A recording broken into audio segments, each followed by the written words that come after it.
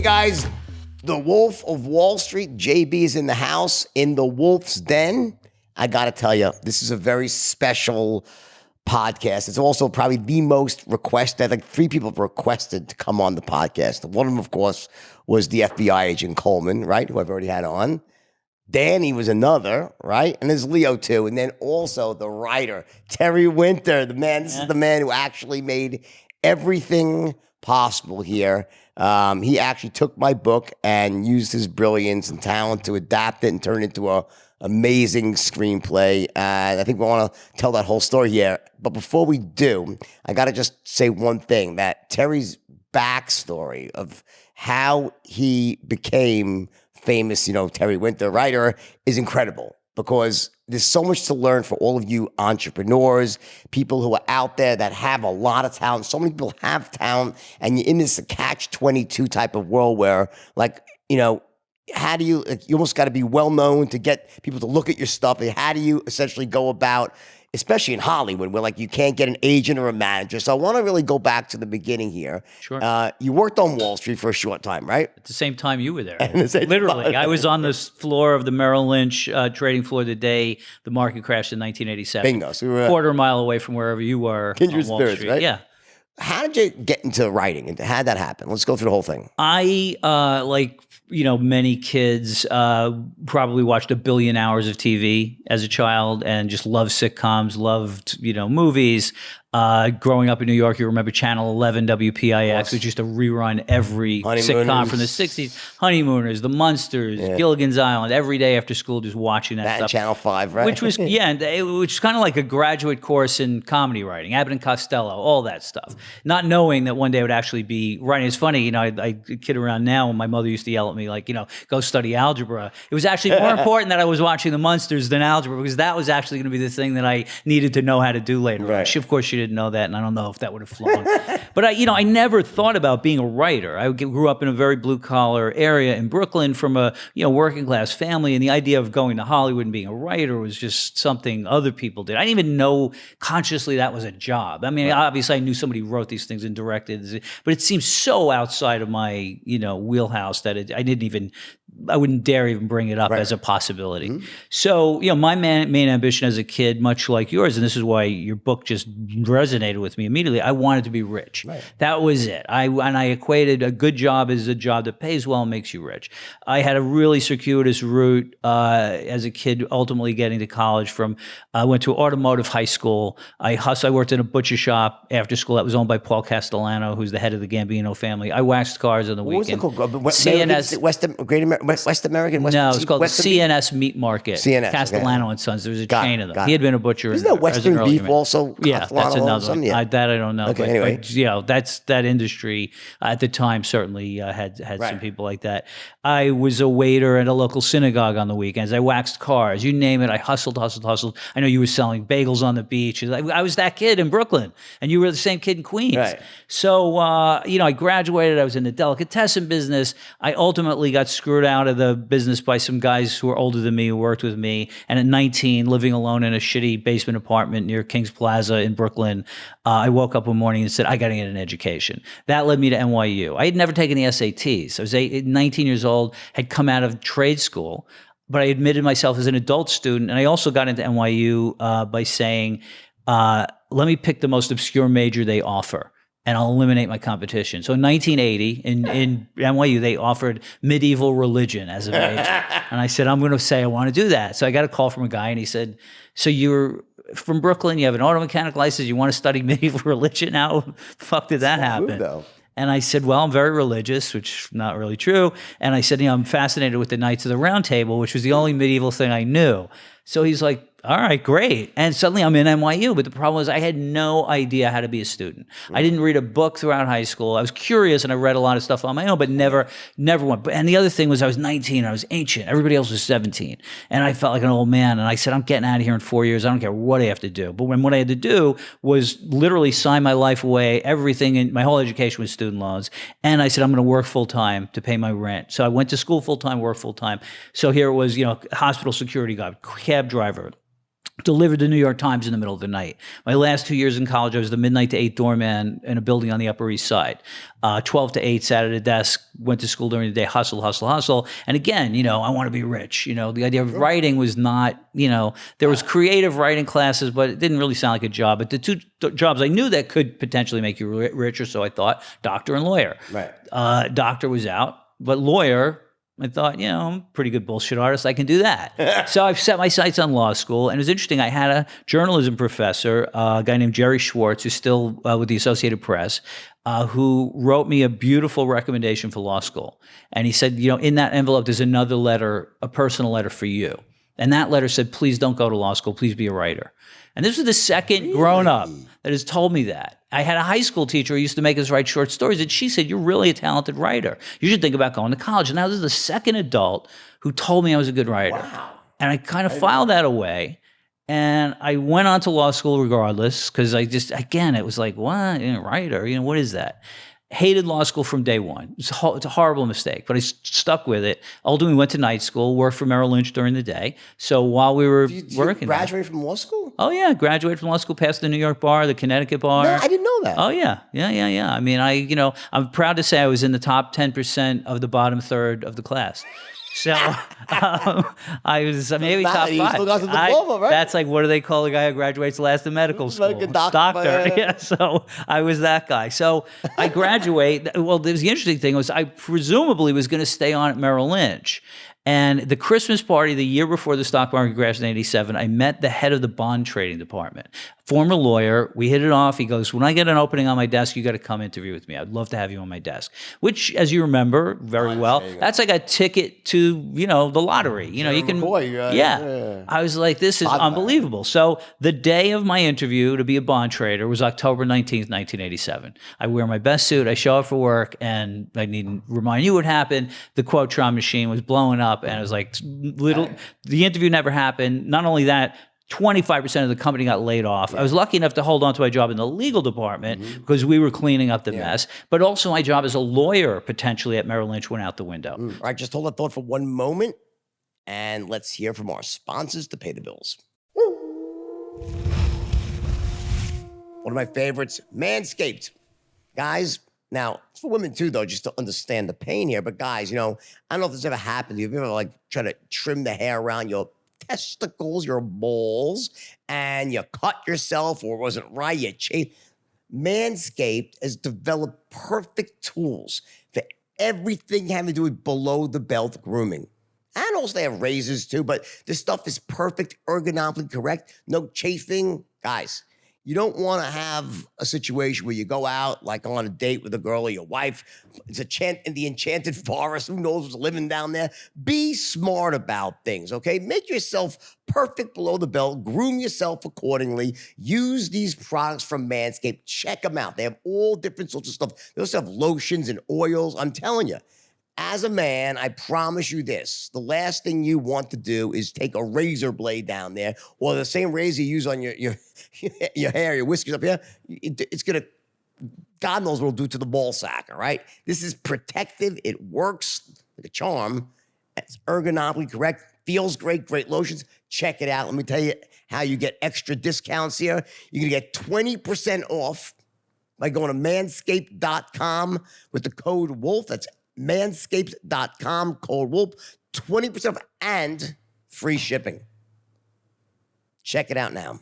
Oldie but goodie. This is one of my favorite sponsors, Oracle NetSuite. Listen, if you're a business owner, CFO, COO, you know one thing for sure, that if you don't know what your numbers are, if you're not on top of them, they're on top of you and crushing you. The problem is that all those different systems are not built to work together.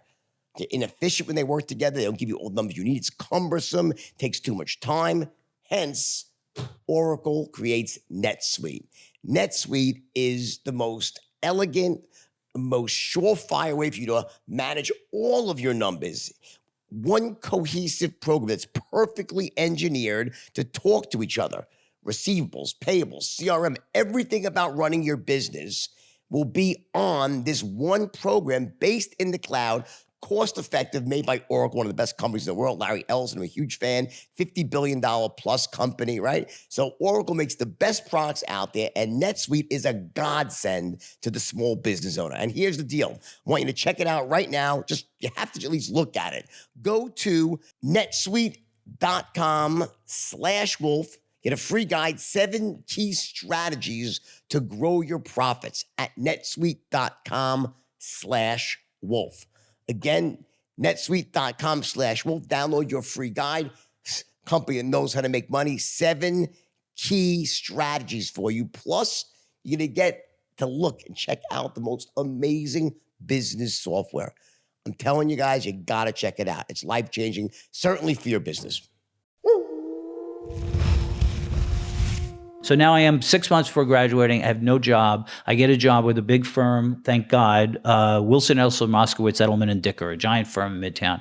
And I show up, and I finally got what I wanted. I have a diploma written in Latin, and I have a law degree, and I have an assistant, and get to wear suits every day, and I'm making a lot of money. And from day one, I realized I have made a grave mistake. It was corporate law. It was filling out SEC forms. It was just soul-crushing, boring. Within a week, I was sneaking out during the day, going to movies, going to bookstores, just completely screwing up. And I hung on barely for 2 years.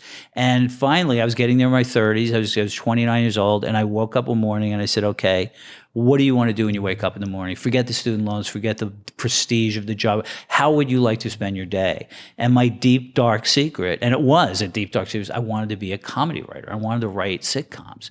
And once I was able to say that out loud, everything changed. And needless to say, friends and family thought I lost my fucking mind. People were like, all right, my friends in Brooklyn were like, all right, dude, you're the first person in your family to go to college. You get into NYU, you graduate, you go to law school, you theoretically on partnership track in a Manhattan law firm. You're going to quit that, move to LA. You've never been west of Chicago. You're going to write scripts. You've never written a script before. What kind of plan is this? I said, I know I am right. I know it sounds crazy. I know this is right. They're like, you're going to be back here in 6 months. I said, I don't think so. So I got on a plane. I showed up in LA. May 8th, 1991. I did not know a soul. I showed up here and it was exhilarating. 1991. 91. May 8th, 91. Got it. I got in a hotel in MacArthur Park, which I had no idea was a really dangerous neighborhood. That's the thing. It's very deceptive in New York. You're very aware when you're going into a... Here, it's so everything's so beautiful. Exactly, yeah. And you know you're in the worst neighborhood in the world. But there are palm trees. Like, yeah, there are still people here who will kill you, even though it's beautiful.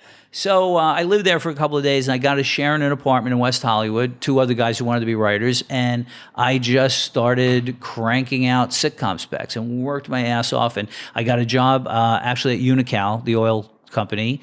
I took my law degree off my resume, and I actually got a job there as a paralegal. They had no idea I was actually an attorney, and I'm sure that's highly unethical, but I could never find any case law that said you needed to divulge the fact that you are an attorney. Obviously, it's illegal to say you are if you're not. I never found anything that said you have to divulge it. So I was like, all right, whatever. I'm just, so I just needed a 9-to-5 job to sort of, get me through the day so I can come home and write. And I just lived, breathed, and ate being a writer and making that happen. And, as you said before we were talking, the catch-22 of Hollywood is that you can't get a job without an agent, and you can't get an agent without a job. So people who were reading my early work, like, yeah, you're really talented. You got to get an agent. I was like, yeah, no shit. How do I do that? What were you, your early work was what? Was it original? Were you like finding like existing sitcoms and writing episode things? What was it? Yeah, the way it's done is you write what's called a spec. You're writing it on speculation that somebody might buy it. So the job of a TV writer to go on a show is basically to mimic the show. Right. So it's like, okay, so what you do to show a potential employer that you can do that is you write an episode of several existing shows. So at the time, Seinfeld, Cheers, Frasier, Home Improvement. So you write one of each of those. So they can read me and go, oh, Terry Winter, he knows the difference between Kramer and Tim from Home Improvement. Yeah. He knows the types of jokes we do on the show. He understands the difference between Jerry and this guy. So he says, yeah, chances are if I hire you, you can mimic my show too and give us back every week. So I think I wrote a Doogie Howser script. I wrote Cheers, mad about you. I just kept Really cranking them out. And how long? You're a really fast writer too, right? Yeah, You make pretty quick. I'm Yeah. like the slowest writer. You're like unbelievable, like lightnings. How long would it take you to write an episode of like of a sitcom? A couple of days. Yeah, I wrote Wolf of Wall Street in 17 days. I was just like literally It's like sat down. 17 years to write the book. You wrote the book. So you keep going. All right, it was amazing. I was so shocked at how fast you wrote the script. It was good. It was Oh, so it was, perfect the first time. I couldn't wait to get going. It was man. shocking. All right, one of my favorite sponsors, Vincero watches. Guys, check out this watch. I'm telling you, you wear the right watch on your wrist, it just makes you feel like a better man. In the olden days, you need some, $50, $30, $20,000 watch that kept perfect time every second, always on, right? Nowadays, this technology with this watch, this is be used by the space shuttle, the old space shuttle from NASA, right? They can go to Mars with this watch. It's that perfect. It's gorgeous, built to last. I mean, honestly, this is such a quality watch. And how much you think this cost? Ballpark. 10,000, 5,000, at least $3,000, right? We're talking a few $100s tops. Vincero Watches has cracked the code for elegant, gorgeous watches, all with interchangeable bands. You have one that's a sport watch, dress watch, right? Incredible technology inside, and it's just elegant. Reeks of wealth for a few $100s, guys. You have to try one watch. Just to promise you this, okay? Try one, and I bet you'll buy 5 more. That's how awesome the value proposition is. It looks like it should be $10,000, $20,000, $30,000, all right? So I'm also going to get you a discount here. Go to vincerowatches.com, okay, and you enter the code WOLF. You get an extra 15% off. That's vincerowatches.com. That's only for listeners of this podcast. They have watches for every occasion, but I'm just telling you, try one, and believe me, you will be so impressed. You will keep buying more and more of these. This thing looks like it's 10 grand. It's not. A few $100. Go back to this, all right? So I have all these spec scripts, and I was like you, not shy, and I had at the time, this was pre-internet, it was 1991, so I got the Hollywood Agents Directory and the Hollywood Producers Directory, and I would just turn to page 1, start cold calling people, and even the Producers Directory. The first guy I called was a company called Adam Productions. There's a guy named Bob Myman, who's now a big entertainment attorney out here. At the time, he was a producer. He was John Ritter's partner. Really nice guy. I called him up. I said, hey, my name's Terry Winter. You don't know me. I'm a writer. I'm actually also a lawyer. I just moved here in Hollywood. I don't know anybody. Could I come in and talk to you for 5 minutes and just pick your brain? Straight-lined him. Yeah, and he's like, sure. Okay, come on in. So I show up in a suit and tie, and he's like, you said you want to be a writer? I said, yeah. He goes, you never have to wear a tie and a suit again. I was like, great information. I knew nothing. I knew nothing. I sat down and I would just do that, write letters to people, call people, just talk to me for 5 minutes. I don't know anything. Right. Same deal. I get an agent on the phone, say, hey, I'm a writer, I'm giving the spiel, I have some scripts. Yeah, okay, great, send me a script. Call me in a week. I call in a week. It'd take me another week to get them on the phone. Oh, I need another 2 weeks to read it. Great, I call 2 weeks later. Who are you again? We talked a month ago, and it was like so frustrating. This was going on for months and months, and I could not get an agent. And it was I thought the great irony of my life. Here we are. I finally find this thing I want to do, and that I really want to do, and I can't figure out how to get in. And I'm like, I've always figured out a way in. So I go down to the Writers Guild, and this was just pure happenstance. They, at the time, had a list of agents who would take unsolicited scripts. What that means, basically, if you send a script to CAA and say, hey, I want to be represented there, it will come back in the mail unopened. We do not accept unsolicited material. So I was getting shit back in the mail, just they won't even read it. Yeah, but these Still are like that today? Yeah. These are agents who actually want new clients, young agents, new agents, whatever. And on the list is a guy I went to law school with who sat 4 seats away from me during law school. I said, this is incredible. I call him up. His name's Doug. He's in Long Island. I said, are you an agent now? He goes, no, I'm a real estate attorney. I had a client who wrote a book on real estate, and I used my money to get bonded as an agent. I don't know anything about being an agent. I said, you're perfect. You're my agent. I said, guess what? Here's what I'm going to do. What was his last name? I don't want to give his. I don't want to give his names. I don't want people to buy. Is it the Doug V? Yeah, Dougie V. So I remember the story. I don't want to get inundated with. I don't think he We'll call it represents Dougie V. The Dougie V. Dougie V. So I say I'm going to create the Dougie V agency in L.A. So you created your own agency. I created that out of a mailbox, etc. In West Hollywood on Santa Monica Boulevard, not far from here. And I got letterhead. I got a mailbox, the mailbox phone system, the whole bit. Photocopied all my scripts. And back in the days when you could do this, I would pull up to Warner Brothers, and at the time there were I think 28 sitcoms on the air. I hit every one of them. I pull up to Warner Brothers. They said, "Yeah, hi, I'm the messenger from the Dougie V agency." They go, "Oh, okay, go in." And I would walk into step by step, Full House. Here's these scripts you wanted for the executive producer, and whoever was behind the desk. This is how you succeed. This is guerrilla tactics of how you really succeed. Keep going. This is how you. So I hit every single one of them over the course of 2 days, and I thought, all right, well, my scripts are now in the building from an agent, more or less, in the place where theoretically, if lightning struck, somebody would hire me, could theoretically hire me. When you think about the odds, I would go into a producer's office, and back in the time when everything was piles of scripts. I go, what are the odds that mine is one of those, and this guy or this woman picks it out and is reading and likes it and is focused enough to pick up the phone and do something about it and call me and hire me? It's a 1 in a billion. But that's the odd. You got to do it. And I always say, like, getting into this business is like, you have to think about it as you want to play professional sports. It's like, I want to play for the Yankees. That's how good you have to be.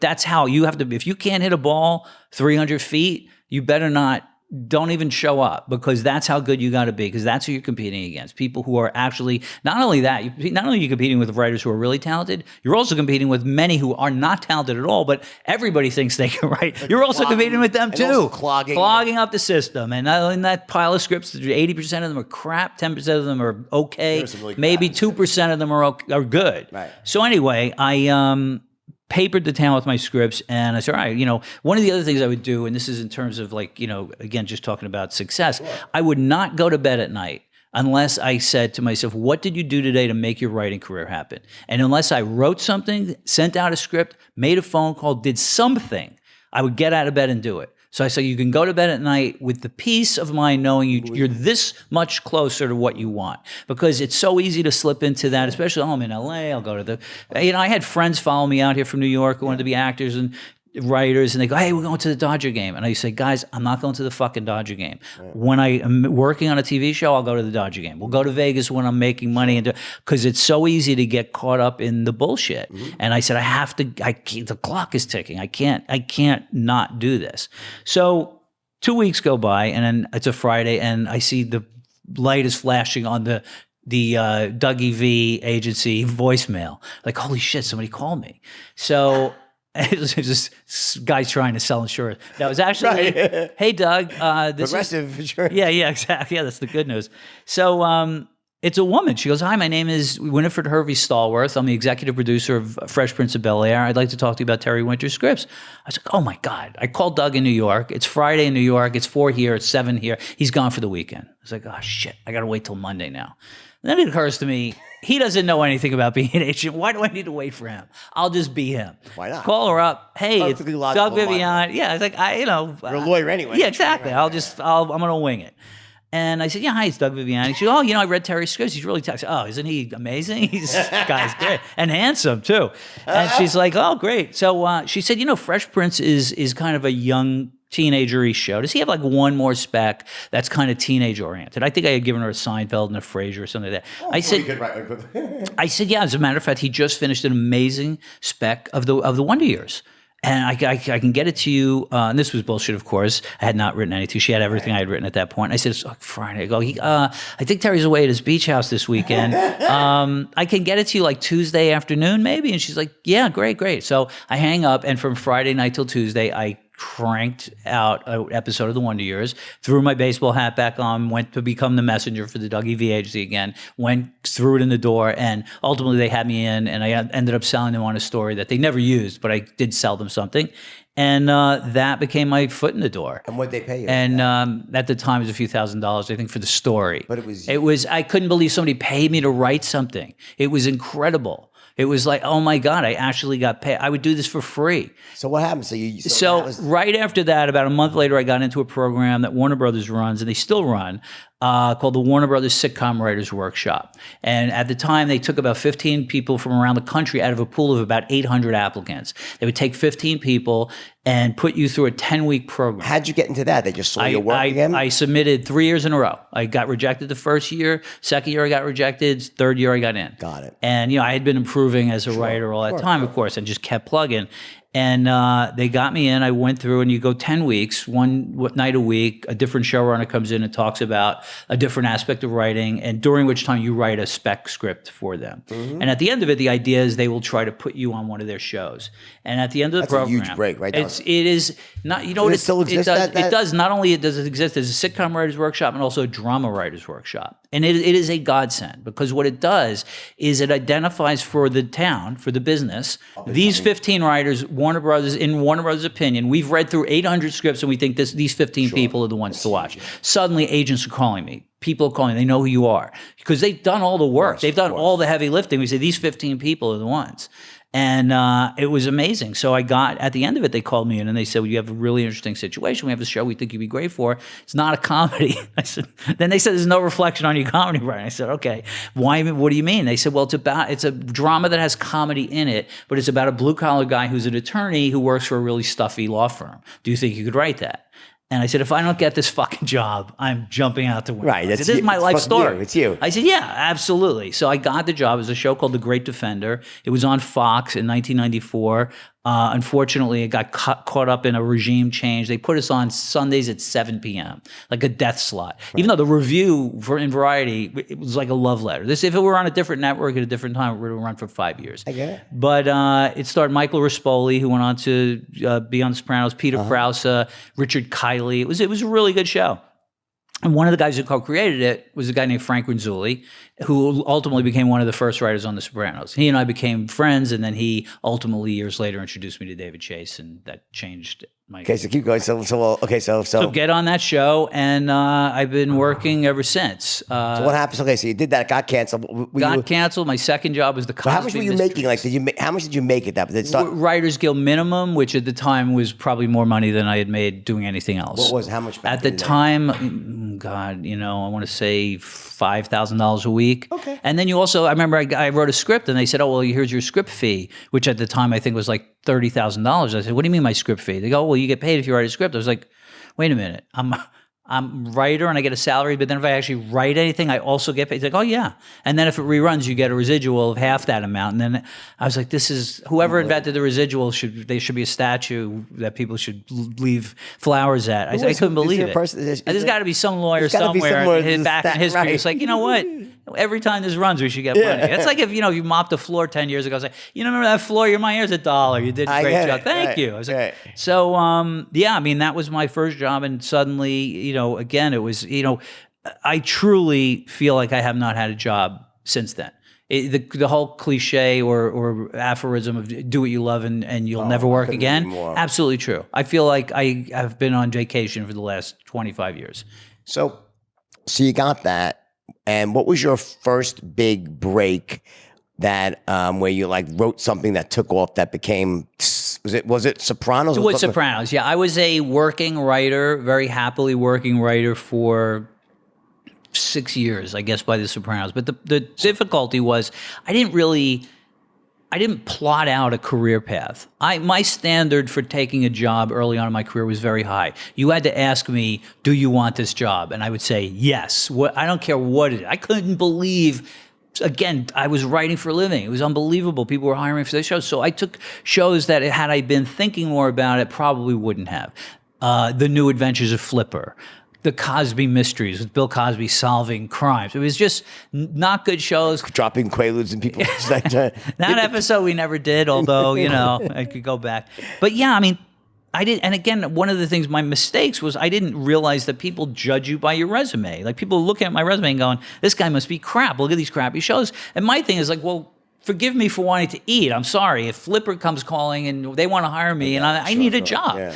And knowing like, well, I could write anything. Is that what a manager is supposed to do? Like, is that the idea? You ever have a manager, you just have an agent? No, I just had an agent. And my agent wasn't offering a great deal of guidance at that point. Okay. That agent, fair particularly. Enough. So you're doing, you have a resume. It's very just anything. And I'm also jumping back and forth between dramas and sitcoms, and I'm like all over the place. So you never know. What was the big break that happened with Sopranos? What happened? I was on The PJs, which was a really funny animated sitcom, claymation, actually foamation show that Eddie Murphy did. Really funny social satire. Eddie Murphy's character is the superintendent of a housing project in New York. Really funny show. It was on Fox. So my agent at the time calls me up and he says, I'm going to send you the pilot episode of a show HBO is doing. I want you to watch it and call me back. It's called The Sopranos. And I said, me like every other knucklehead, was like, I don't know anything about opera, right? He goes, just watch it. I go, okay. I popped this thing in the video cassette machine, 1999, and I think I started trembling after about 20 minutes. I said, this is the greatest thing I've ever seen. I don't even think I finished watching it, and I called him. I said, you have got to get me on this show. I grew up with these guys. I know this world. I have got to be on this show. He goes, well, David Chase. I said, I got to get on this. I got to get on this. My second call was to Frank Rinzulli, the guy I talked about before. I said, have you seen this thing? He said, yeah, as a matter of fact, I'm meeting David Chase on Friday. And I said, you got to get me in there with you. How long was it running so far? Was it? It wasn't even on. No, they were just starting to write season 1. And Frank met David. He was the last person David hired for season 1, and then the doors closed. He already filled up all the other slots. So I was like, oh. So Frank would go to work, and I was still working on the PJs, and he would send me stuff, story ideas that they were working on, and sometimes I would help him edit his scripts. And so I was kind of working on the show, unbeknownst to David. So by the end of the first season, David had fired most of the original staff, kept Frank and a couple of other people, and then finally when season 2 came, he said to Frank, all right, who's this guy you've been telling me about? And that was me. So I went in, I met with David. So Frank is awesome. Frank changed it. Changed everything for me. By just that introduction, changed it all. And one of the funniest, talented writers in history. He literally is one of the few people, and I'm not kidding, has almost made me pee in my pants. You say, oh, he's so funny. He's literally almost made me completely lose bladder control. He's that funny. Really? And the best storyteller ever, one of the funniest guys in history. Let's get him on the Wolf of Wall Street TV. You really, yeah, honestly. So, anyway, I met David. He gave me a freelance episode to write, to sort of a test. I wrote it. It became the 5th episode of the 2nd season. He liked it, and then hired me on the show. And I left PJs. They were nice enough to let me out of my contract. I went on Sopranos, and then that changed everything. And that's what got me into feature writing, because it was, at the time we were doing 13 episodes a year. So that would take about 7.5, 8 months out of the year, and the other 4 months I was off. So I wasn't going to go work on another TV show. So I was like, all right, well, I got 4 months to kill till we start up again. I'll start writing features. Just slow it down. So how does it work with a show like a Sopranos? So there's multiple writers on each episode, or does one writer do one episode? How does that work? We would break the story as a group. There would be, say, 7 writers altogether, David, me, a few other people. We'd sit around a table, and, generally at the beginning of the year, David would come in with kind of a roadmap of what's going to happen. Just this. But, for example, Tony meets a woman, and while waiting to go into therapy, he has an affair with that woman. It ends badly. That sketchy. And okay, where do we start? And it's basically, okay, what about this? What about that? And little by little, the story starts to take shape, and as a group. We put together an outline of the story, beat by beat. This is what happens in scene 1. This is what happens in scene 2. 1 or 2 line description. And then one writer then will take that and go off and write the script. And then that becomes your script. So you'll now not only write the episode, but you'll produce the episode, which means in a creative sense, the creative version of producing, as opposed to the nuts and bolts finance stuff, the creative version of producing is then I'm going to be involved in casting, hair meeting, makeup meetings, stunt meetings, wardrobe, location scouting, working at the side of the director, and then on set, the entire shoot, in case anybody has any question. And my job as a producer is to make sure that what's in that script gets onto screen in the way we intended. And in case anybody has any questions, I'm right there. And if I can't answer it, I'll call David and go, what about this? Do you want to do this? And basically, if you read any Sopranos script, it is note for note. There's no ad-libbing. Every comma, every curse word, everything in there is no ad-libs whatsoever. I've had an actor come up to me in frustration and go, does it really make a difference if I call him a motherfucking asshole or you asshole motherfucker? And I go, yeah, motherfucking asshole sounds better. I'm sorry. You got to do it that way. And it does, by the way. Yeah. I said, it's kind of like math. You just got to trust us, Yeah, sure. And we did it. So it was great. I mean, it was an incredible education, getting to sit in a writer's room, with David. And then in season 5, Matt Weiner came on, who created Mad Men. I worked with him for a couple of years, and just working with the A-list of TV writers. What do you think it was about Sopranos that just struck such a chord? I think Sopranos almost changed TV in the sense of of what you expected on TV, the quality of TV. Yeah. But obviously, we're in the golden age of TV right now. Right? Yeah, I mean, it's amazing. TV's, I think, better than the movies. I agree. It really is. It's unbelievably so. I think far better because they really don't tell these in-depth stories anymore with kids. It's more about special effects now. They got to drag. Absolutely. Like, why go to the theater? Well, to get an experience of special. Right, so it's different. Yeah. But do you think Sopranos... was it Sopranos or was it something else? Was it in terms of what really changed it, started this golden age of TV? There were moments, that were fleeting. Twin Peaks, I think, was a great, experiment in what TV could be, and then it went back to what it was. Oz, I think, was a game changer in a lot of ways. Certainly in terms of the content and the language and nudity. I think it's low hanging fruit though to just jump on Sopranos and go, oh well, because they have nudity and they curse all the time. It's not. It wasn't that. It's the way the stories were told. Yeah, that's network TV. And David Chase, said this many times. That the function of network TV is to reassure you that everything's fine and you should buy this soap. That's it.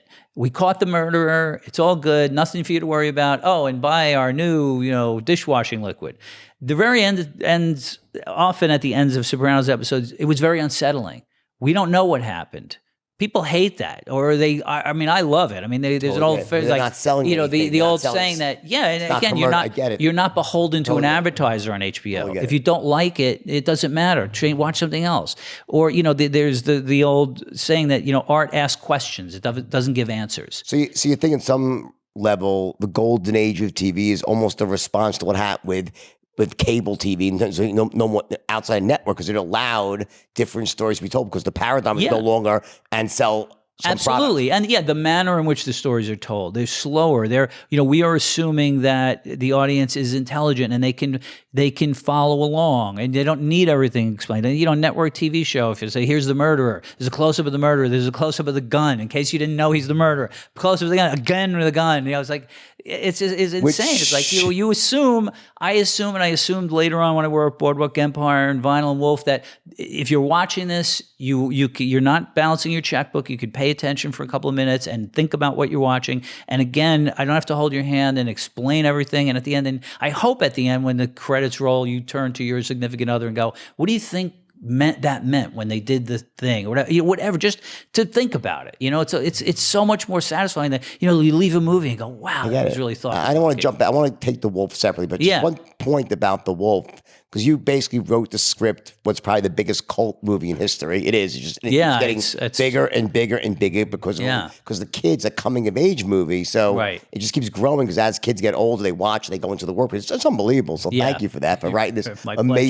amazing script. But do you think that one of the things one question I want to go back in chronological about, something about with Marty Scorsese, that the way he doesn't telegraph to you how to feel, doesn't moralize, along what you're saying. In other words, he doesn't make it obvious. He lets you, he shows you a story. He says you can identify how you want to identify. Absolutely. Versus spoon feeding you emotion. Hate this person, love this person. Versus here's what happened. Make your own judgment. Make your own judgment. Yeah, I mean, it's a lot of. I think what's interesting, going back to The Sopranos for a second, David didn't use score, so there was no music to swell to tell you when to feel sad. Nope, it was all source music, which means only if there was a source on screen. There was a radio playing, a car radio, or a stereo. So the action would often take place. And we did this. Really? We wanted to do that on Boardwalk Empire too, but because it was set in 1920, it was like really at the dawn of radio. There wasn't a lot of opportunities for source. So we used recorded Minimally? music as score. We didn't use any score. We used recorded music as score, meaning Versus dun, recorded dun, music. dun. Yeah, exactly, and that's manipulative. That's the stuff that I should be scared now. I should. And again, it's like we'll let you decide if you're scared. We're not going to twist things like that. Or you can do that stuff with the camera too. Obviously, you can push things. Right. And yeah, Marty is Marty's incredible at making you feel those emotions without. You don't even realize it's happening. Yeah, it's really So you had this run. How many years were you on? Was it 6, 7 years? Right? Season 2 to the end of season 6, part 2, which basically was season 7. So whatever, 6 years, 6 seasons, but it took us like 8 or 9 years to do it because we took some how many big seasons were there? There were 83 episodes, I think. So six plus 1, 7 technically, but it's called 6A and 6B, but 83 hours ultimately. So you weren't there for the finale? Oh yeah, I was there. Yeah, till the end. Yeah, to the end, the very end. Yeah, sure. And what did you think of the finale? I loved it. I thought it was great. Again, a perfect example. What happened? What really happened? I don't know. What do you think? I don't know. There you go. I think they're dead. I mean, maybe they are. That's exactly what I'm talking about. You don't know, It was a and great the ending. idea of who knows. From I've I said think it was this amazing, before. the ending. Yeah, I mean, I always took away from it, that when you're Tony Soprano, even going out for ice cream with your family is fraught with tension. Yeah. That you can't ever sit down and enjoy. It's always, who's that guy? Where are they going? What's happening? What was that car outside? It's that paranoia. And maybe it happened that night. Maybe it didn't. I don't know. One day somebody's going to come out of a bathroom somewhere, probably, and it's going to be over. And maybe it happened that night. Maybe it didn't. We don't know. And it doesn't really matter. Right. But again, I think audiences are so programmed from 70 years of TV to expect something because they've seen it. They understand the language of film, and they've been programmed to think they're gonna get the bad guy, they're gonna solve the problem, they're gonna answer the question. And it's interesting. I mean, it's really difficult as a writer to fool the audience. That's why in Boardwalk Empire, which was amazing, by the way. You were actually just filming it right after Wolf, was born. Exactly. Yeah. I remember that. Yeah, I wrote the pilot of Boardwalk Empire and Wolf of Wall Street within 2 months of each other. Right. No. Yeah. And it's your moment. It was like your moment of like everyone has that window. That summer, it was just really very creatively fertile. Einstein had his papers. He wrote these. I wrote it in a garage in Century City. We were renting. I just moved back from New York. We just wrapped Sopranos. Rachel and I were renting a house. Our son was just born. I made the garage my office. I would go out there every day. I wrote Wolf of Wall Street and then went right into Boardwalk Empire. That's something. Speaking of your wife, there's a little known fact here that your wife stole an Oscar from us, didn't she? She totally did. She totally snatched the Oscar. So ironically, yep. Yeah. What was it? Was it again with Matthew McConaughey? Dallas Buyers Club. Rachel and I were the second couple in history to be nominated for Oscars at the same time for different movies. Can you we were believe originally told we were the first couple in history, and then the LA Times called us a week later and said we have to retract. Who was the first one was Rex Harrison and his wife, whoever he was married to in 1962. And what I said, there were a lot of couples who were nominated working on the same movie. She was the producer of Dallas Buyers Club, and I wrote Wolf of Wall Street, different movies. And it was one of those things where even in a moment of fantasy, if we would have said, can you imagine if we ever got nominated for Oscars at the same time? You go, it's so goofy. It'll never happen. It happened. And Matthew McConaughey was in both Matthew was movies. in Wolf. And it's funny, when Marty called me and said he cast Matthew in Wolf. And I said, did you meet with him or you just offered him the role? He goes, no, I just offered him the role. I said, have you seen him? He goes, no, I just talked to him on the phone. I knew, and Marty didn't know, that he had already lost 40 pounds to go work on Rachel's movie. And I was like, oh my God, he's like really skinny. He looked real. He was real. I mean, he even lost more weight than that. So I called Rachel. I go, we just cast Matthew.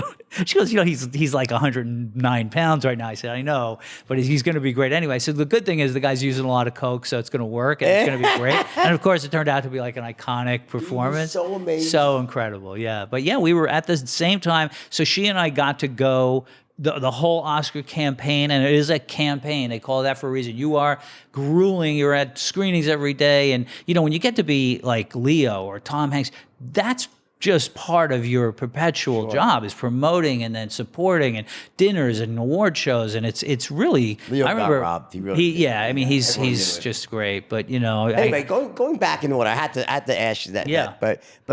So Sopranos makes you so that was when I met you.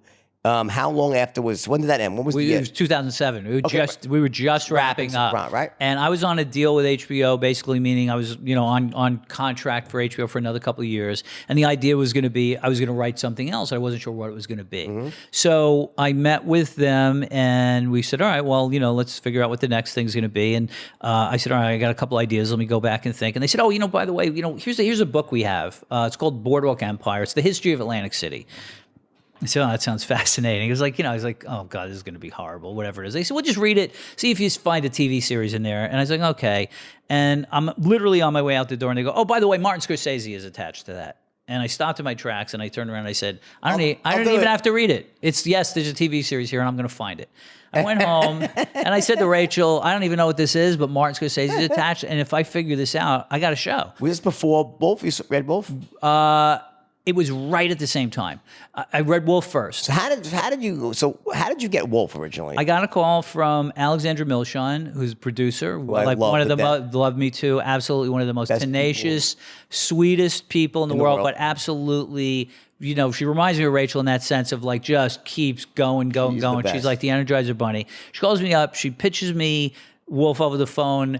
Didn't do a great job, I think, because I remember going like, this guy, Wolf, Wall Street, and I'm like, okay, just send it to me.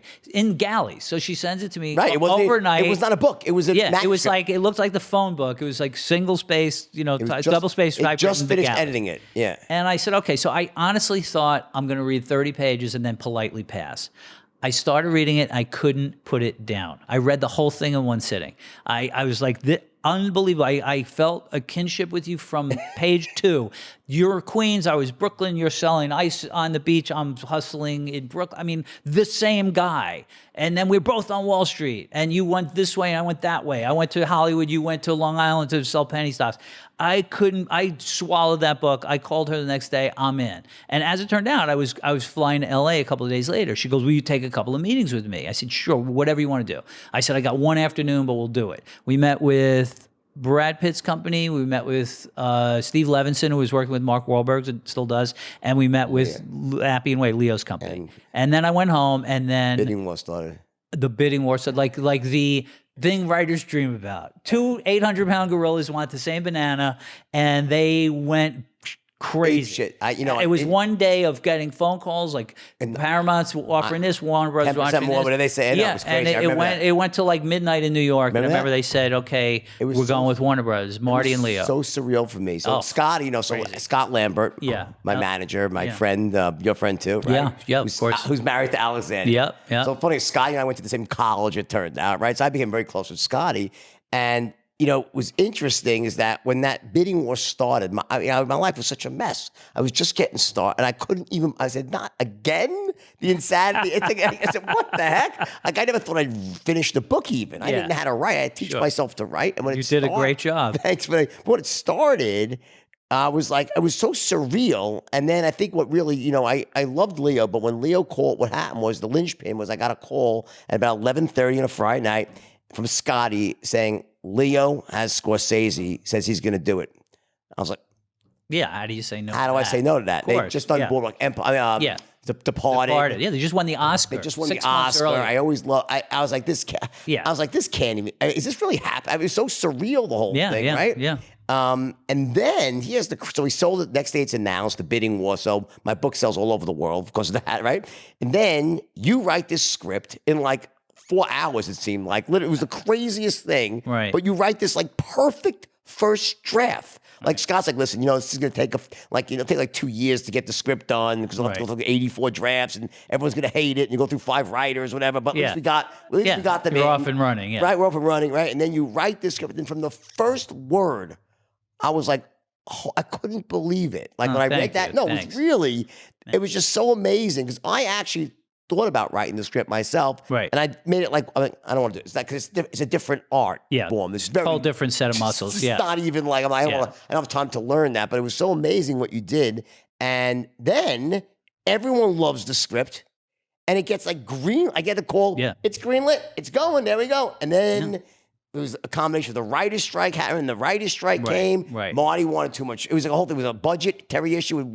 It was the content. I think Warner Brothers was very, very skittish about the content. They bought the book sight unseen without, they just done The Departed. Marty wanted it, said, great, we'll buy it. Right. I think ultimately when Warner Brothers or whoever was running Warner Brothers at the time read it, they were kind of horrified. Like, oh my God, this sex, Alan Horn. Alan Horn. Sex, drugs, cocaine, white collar crime, everything, Right. you know, and I think that kind of slowed things down. So suddenly everything that was all systems go was dragging on. The writer strike was looming. Right. And Marty, I remember, kept calling me, saying, I got to go. I got to make a movie. The writer strike's coming. And then before Warner Brothers finally decided, like, okay, we'll do it, Paramount swept in with Shutter Island. Yep. Said, here, do this, and then do Wolf next. And that killed it. And then next, Marty was like, well, I want to do Silence. Silence. That I was want the to disaster. do. Then- It was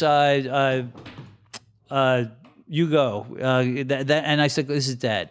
And what went from green light, all systems go. And like I said, I handed that script in on a Friday. It was amazing. On Sunday. It was Friday before Labor Day 2007. On Everyone Sunday, was so shocked. Rick Yorn called me. Rick represents Marty and Leo, said, we're going. This is their next movie. I flew to New York. I met with Marty and Leo. We had a quick meeting. Marty said, I see this as a companion piece to Goodfellas and Casino. I said, that's exactly how I want to write it. I want to do voiceover. And I went, boom, go. I had dinner with your parents. I met you for lunch. I drove out to Long Island. I drove out to your old house. I had you come in and recreate one of your speeches at CAA. I read the book. And then you were incredibly helpful during the process. I don't know if you remember, but while I was writing, I would call you, email you every day. Yeah. Can you tell me about this? Can you tell me about that? And then I sat down and I just It's crazy. 17 days exactly, cranked it out and then handed it in. So it went so quick and then it just ground to a halt. Right. And the great thing is because friends of mine were calling me going, what's going on? I go, I don't know.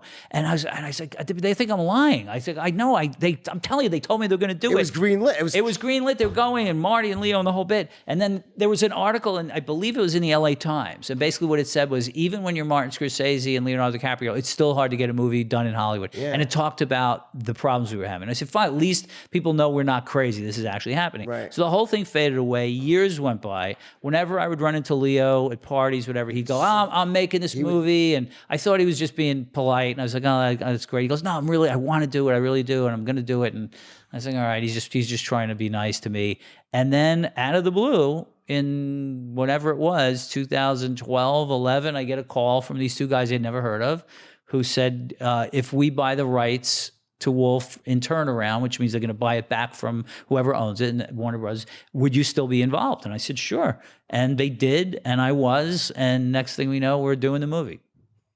So, I don't know. It all worked out. So the interesting thing is those two guys turned out to be the guys from Red Granite, yeah, which was the whole fraud of Malaysian fraud, right? fraud I guess thing, ultimately the irony is like, of course, it had to be fraudulent money that financed the movie. If there was ever a movie in history that was financed with fraudulent money as a punchline, that's it. Obviously, it's not funny. I know a lot of people lost money and got hurt, but of course, you go, what, perfect. So I remember, from my perspective, there was like two versions of this. First, so Leo, for me, because it was like, you were right, it was my only thing. So what happened was when that got delayed in 2000, I was just crushed. It was like a soul crushing moment for me, right? Because I was trying to make a comeback. I didn't know what to do, right? I hated writing, but I really, it was just, I didn't know where to turn, right?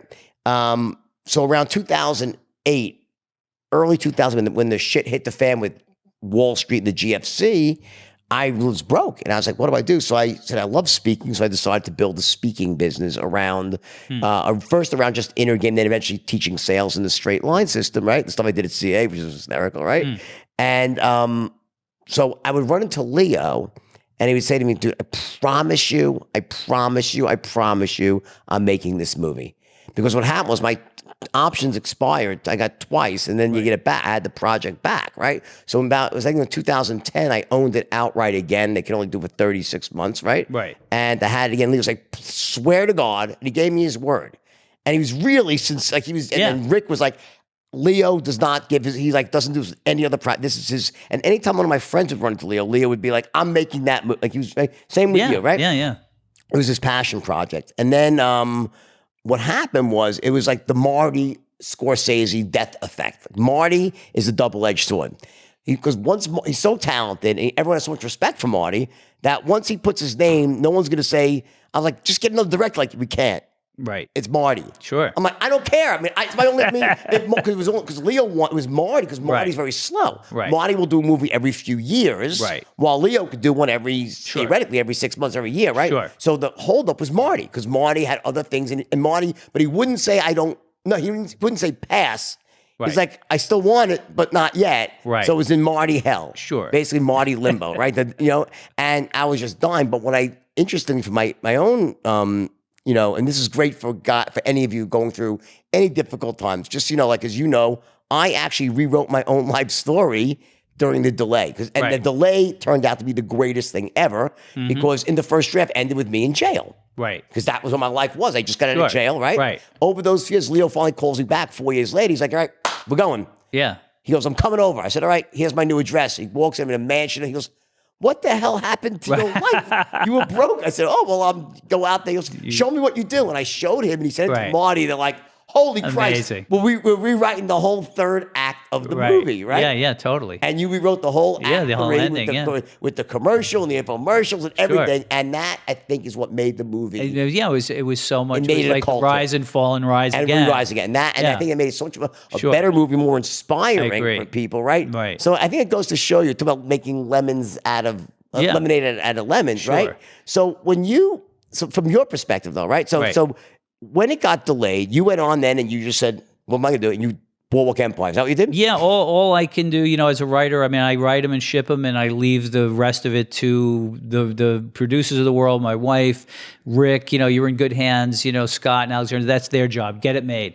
Because you'll bang your head against the wall trying to figure out why isn't this happening, et cetera. So I just keep writing them and hope for the best. So yeah, Boardwalk Empire was right at the same time. How many years is that? 5 or 4? 5? 5 years. Yeah. So that was is that typical for is that for a hit? Yeah, certainly for a hit show. Yeah, it could be longer. I mean, I think Grey's Anatomy is in its 14th year. Network shows can do, but for a cable show, I felt, I think when we finally got to the end of Sopranos, we felt like, or David felt that, we kind of said everything we needed to say, and Boardwalk felt the same way. I felt like, okay, I don't want to just keep this treading water just to keep it on the air. But yeah, it was great. It was, it was fantastic. I mean, Marty originally was just supposed to be involved as a producer, and he read my pilot and he called me up. He called me up. He said, I think I want to direct this. And when I picked myself out of my chair, I was like, oh my God, okay. And he said, how do we move this forward? And I said, well, there's a guy named Richard Plepler who runs HBO. If you call him and tell him what you just told me, I'm pretty sure this is moving forward. And within 5 minutes, it was greenlit, go. And we cast Steve Buscemi, which was great. And great, it's interesting. And Marty said to me early on, he said, forget about who the real guy is, the real Nucky Johnson, who's the real guy and what he looked like. Nobody knows him anyway. Who are just actors you want to work with? Who are actors you love? And Steve was one of the first people I said, maybe the first person. And he goes, oh, I love Steve. Yeah. And we rattled off a couple other names. And I think a week later, Marty called me. He goes, I cannot stop thinking about Steve Buscemi for this. I said, I can't either. He goes, let's just do it. And I called Steve, and it was funny because we had told him about it. He was in the running. And I called Steve and I said, Steve, we want to offer you this part. And he said, oh, well, it's really nice to be considered. I said, no, we're offering it to you. He couldn't even accept. He was so convinced we were not going to give it to him. He didn't even hear me. He was like, because it wasn't an obvious choice. No, you would think it was going to be some, movie star, quote unquote, guy. Yeah. And Steve, but I knew I had seen every movie Steve ever did. I also saw him in a play called The Irresistible Rise of Arturo Ui, which was a play set, I think, in the 20s or 30s. So I actually saw him in those clothes once, and those 1920s suit with a gangster hat. And I was like, he pulls this off, and he was great. And I saw everything he ever did, and I knew Steve had every possible color of human emotion and is a great actor. The other thing, my logic was, whenever I see, there's a movie coming out, Steve Buscemi's in it, I always think to myself, well, that part's going to be good. Steve's always great. So I thought, well, he's always great. Just make him the lead. The whole thing will be great. And that was my very simple logic, but it's like it worked. Yeah. And, dream person to work with, absolute gentleman, always prepared, as the number one guy on the call sheet, sets the tone for everyone else in terms of how to behave. Just couldn't be nicer, always on time, just that's the guy. Especially if you're doing a TV series that's going to run for 5 years, that's the guy you want at the helm. You want Jim Gandolfini, you want Steve, you want Bobby Cannavale, Bryan Cranston. Those are the type of people, rock solid, great people who just show up and do the job and without any drama. And that's, What do you think? I have to ask you this. Did you watch Game of Thrones? No. You know what? It's just not my thing. I know it's a great show, and I've seen 1 or 2 episodes, and they were incredibly well done. I am. So you don't know about the ending then, the whole thing last season? I know people didn't like it. I know there's a big controversy. I just don't relate to anything that's not reality, planet Earth kind of stuff. You throw dragon in there, I'm like, you lost me. I just, What do you think about this new trend they have towards releasing all the episodes at once versus weekly episodes? You think it's a good thing, a bad thing, or it doesn't matter? I'm of two minds. I loved the anticipation of watching things and then having to wait another week because it would give me a week to ruminate on things. I wonder what's going to happen. I wonder, God, is this going to work out? For whoever it is, whatever. Even as a kid with Batman, tune in next week, same Bat channel, same Bat. I would freak out all week. Is Batman ever going to get out of that rope with this? And amazingly, he always did. I don't know what I was worried about. But there's something to be said for that. There's something else to be said for, hey, I want to, boom, I want to watch it and get it done. And, it's interesting. I think, I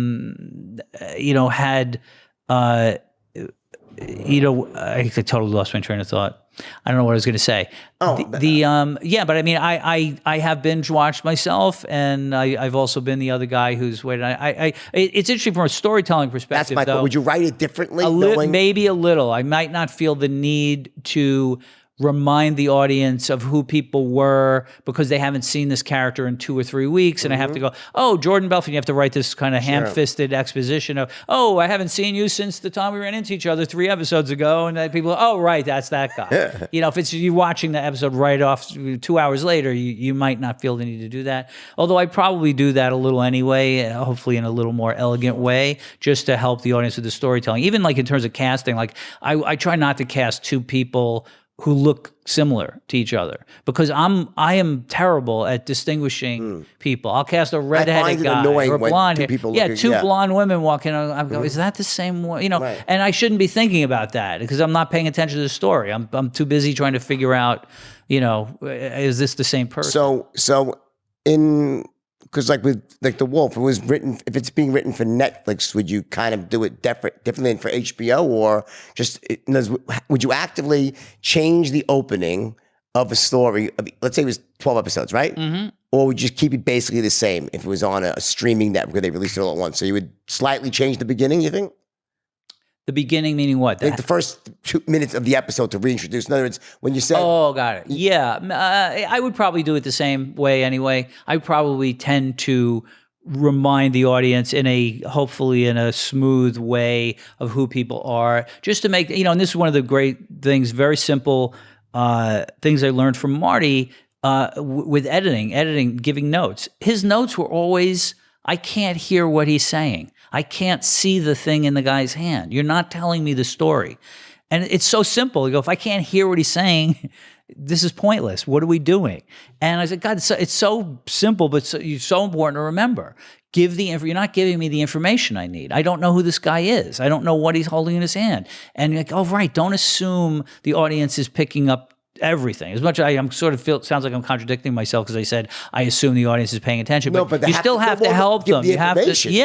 I hate when I can't hear stuff. Yeah. In fact, a lot of times I watch things with subtitles these days. Right. Yeah. The actors are mumbling. Right. Again, sometimes you need to, and it just makes for a smoother viewing experience if you go, oh, I understand what's happening here.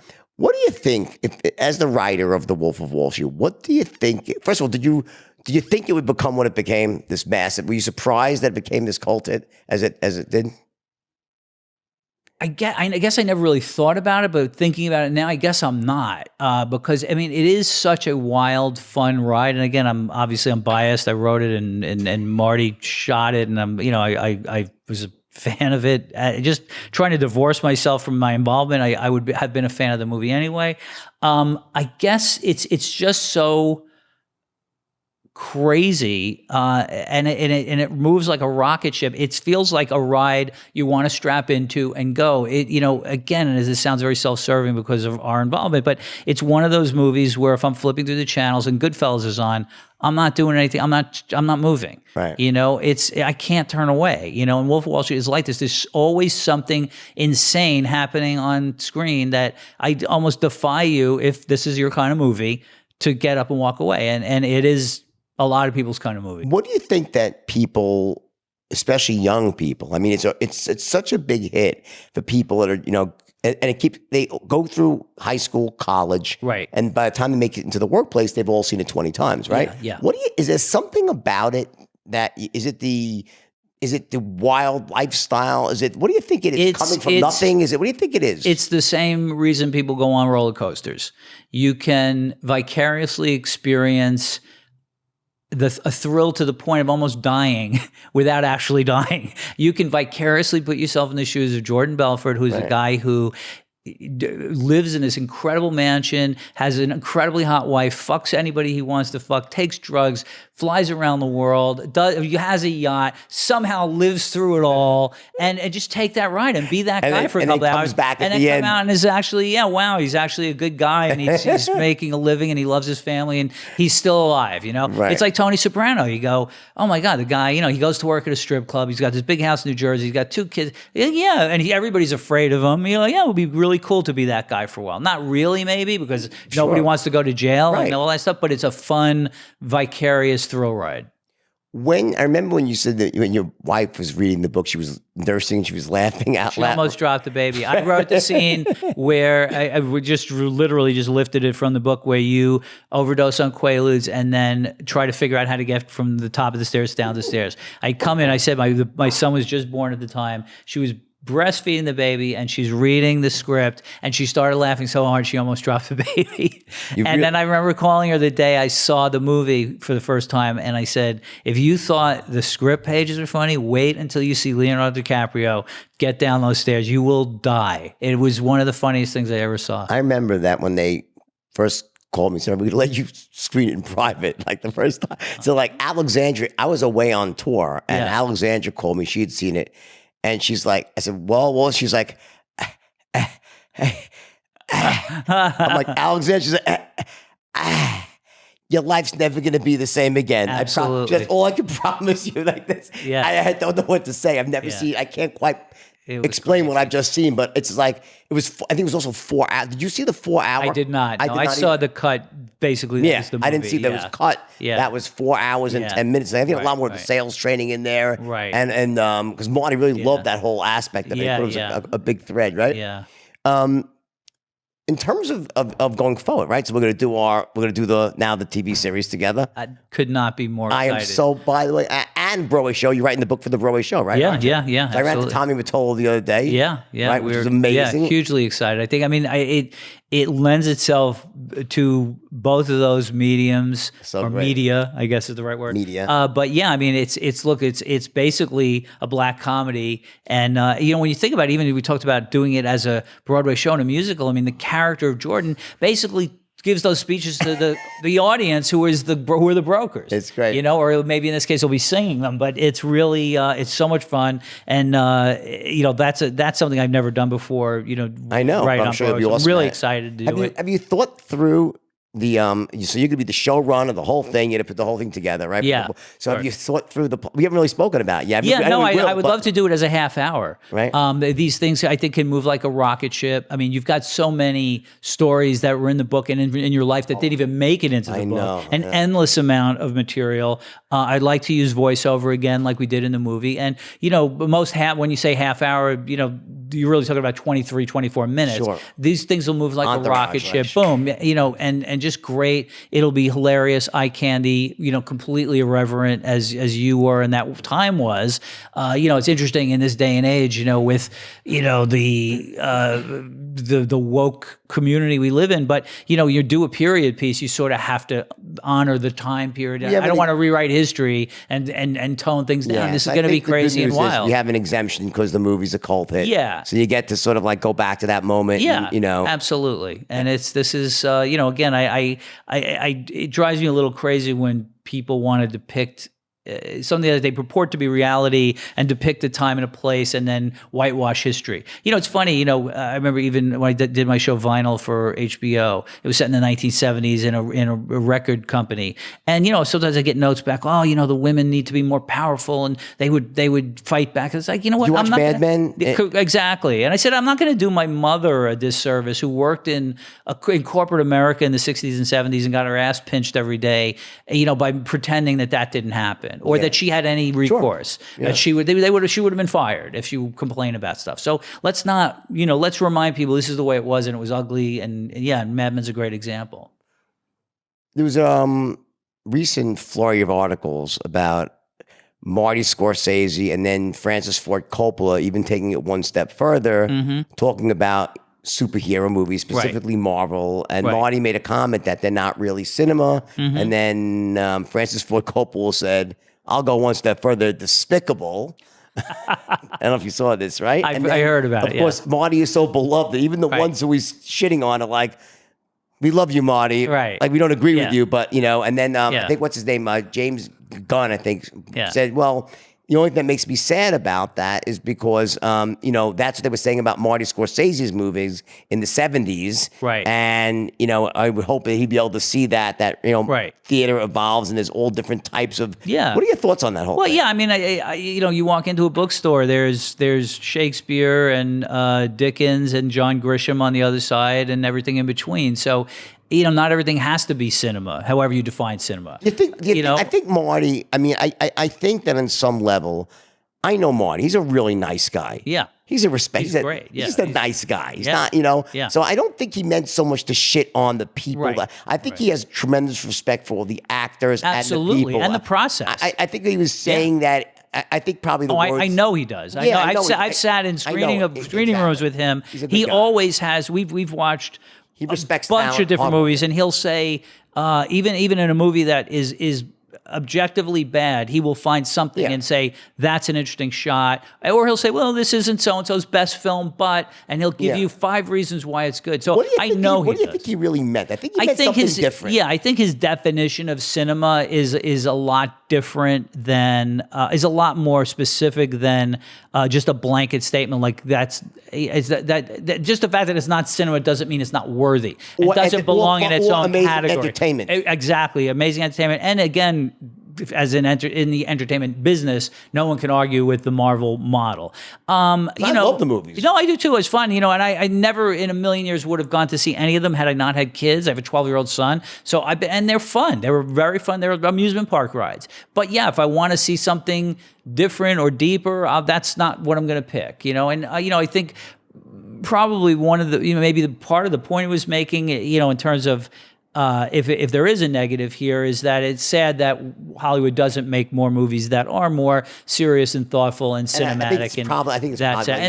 Which is frustrating as a writer too. I mean, and I've met with actors who've said, God, this is why so many of them gravitate to TV. I met with an A-list actor once for breakfast who said, if I have to put on one more pair of spandex pants, I'm literally heading to England tomorrow to wear spandex for 2 months. Please think of me for a character-based TV drama. Sure. That's what people, they want to do too sometimes. Have you thought at all? So obviously you're going to be the person in charge of casting for The Wolf. Have you thought of that? Or you haven't? Not for 1 second. Yeah, no. you can't. No, not even. Step one. Yep. Yeah. Write the first. How do you do, in your own mind? Do you have a process? First, do you write?